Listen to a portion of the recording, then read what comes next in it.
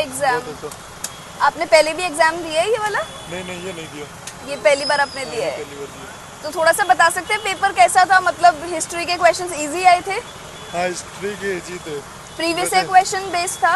हाँ ऐसे ditto questions आपको देखने को मिले प्रीवियस ईयर वाले? हाँ। अच्छा, और पेपर 1 आपका कैसा गया? डीआई और ये सब हो गया थे, मैथ्स वगैरह जो आया था? हाँ मैं तो मैथ के तो आपने अपनी तैयारी कैसे करी? तैयारी कर से सेल्फ करी थी। तो आप कुछ बोलना चाहेंगे अपकमिंग एस्पिरेंट्स को कि अपनी तैयारी वगैरह पे मतलब कैसी स्ट्रैटेजीज फॉलो करनी चाहिए? देखिए ज़्यादा से ज़्यादा रिवीजन और सेल्फ स्टडी करनी चाहिए। यस मुझे लगता है मैम एक चीज़ मैं सभी एस्पिरेंट्स को बताना चाहूँगा, हम अक्सर ना डीमोटिवेट हो जाते हैं, हम लोग है ना गिव अप करने की सोचते हैं। मुझे शायद है ना इंस्पिरेशन आपसे मिली अभी देख के कि हमें कुछ भी हो जाए लाइफ में गिव अप कभी भी नहीं करना चाहिए।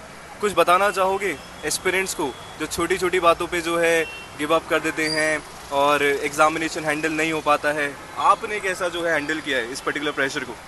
तो देखो इसके बारे में ऐसा है, इंसान के मन में होता है, अगर मान लो तो जीत है, ठान लो तो जीत है, मान लो तो हार है। बहुत बढ़िया बहुत बढ़िया। जहाँ चाह है और वहाँ राह है, ये बात जो है मुझे आज यहाँ पे सही होते हुए देखते हैं।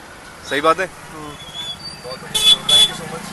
Was it easy? Was it your first attempt? नहीं, सेकंड अटेम्प्ट। तो प्रीवियस ईयर क्वेश्चन बेस्ड लगा ये वाला पेपर आपको? और डिट्टो क्वेश्चंस ऐसे देखने को मिले? ये था कि ऑप्शन चेंज होते बट सेम थे। क्योंकि इस बार कॉमर्स एंड इंग्लिश का भी एग्जाम हुआ है, तो total previous year question with ditto आपको देखने को मिले। So was it a bit easy या थोड़ा ऐसे नई चीजें थी?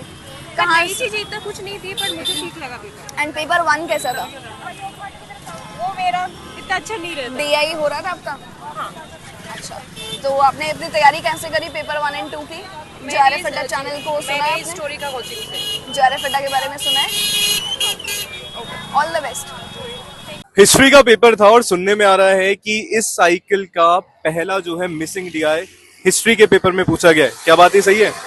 बिल्कुल सही। इस पे बेस था? एवरेज पे ही बेस था बट वहाँ पे नंबर मिसिंग थे। नंबर मिसिंग थे? हाँ। कितना टाइम लगा निकालने में? सॉल्व हुई या नहीं? हाँ, मेरे से तो नहीं हुई। बाकी जैसे आसपास आपने मान लो बच्चों से पूछा, बात करी, तो ऐसा कुछ देखने को मिला कि डीआई सच में किसी से भी सॉल्व नहीं हुआ? किसी का तो पता नहीं बट हाँ मोस्टली से नहीं हुआ। नहीं हुआ सॉल्व। तो मतलब ये क्या है, क्या सच में डीआई और मैथ्स के बिना UGC net JRF examination crack हो सकता है क्या? नहीं हो सकता, वो खासकर जनरल कैटेगरी से तो नहीं हो सकता। बढ़िया, बिल्कुल क्योंकि सही आपका बात। नेट हो चुका है, इन्होंने बताया इनका 2 बार नेट हो चुका है, तो मैंने पूछा कि जेआरएफ में क्या चीज लग रहा है कि नहीं हो पा रहा है, तो इन्होंने कहा मैथ्स और डीआई उसमें इंपॉर्टेंट रोल प्ले कर रहा है। तो जरूर ध्यान देना चाहिए क्योंकि हिस्ट्री बहुत टफ भी है। जब ये डेट्स लर्न करने पे आता है ना, तो आपका क्रोनोलॉजी बेस्ड क्वेश्चंस होते हैं, वो एक ही ऊपर नीचे होते ही पूरा क्रोनोलॉजी खराब हो जाता है। बिल्कुल बिल्कुल सही बात है। और मुझे लगता है कि पता नहीं एनटीए क्या चाह रहा है, ह्यूमैनिटीज के पेपर में दे रहा है मिसिंग डीआई। कल कॉमर्स का पेपर था तो उसमें लाइक डीआई वाज नॉर्मल। तो जो ऐसे प्रैक्टिकल सब्जेक्ट है मुझे लगता है कि वहां पे ज्यादा एप्टीट्यूड चेक करना चाहिए स्टूडेंट का। और आज सुबह इंग्लिश का जो एग्जाम था Yes, उसमें भी डीआई और DI, मैथ्स हार्ड था। बिल्कुल। तो ह्यूमैनिटीज के स्टूडेंट्स के लिए वो थोड़ा डिफिकल्ट है क्योंकि एक 10th के बाद थोड़ा सा उस चीज से कनेक्शन हट जाता है, तो बिल्कुल। वो एक चीज लगती है। चलो होपफुली लेट्स सी।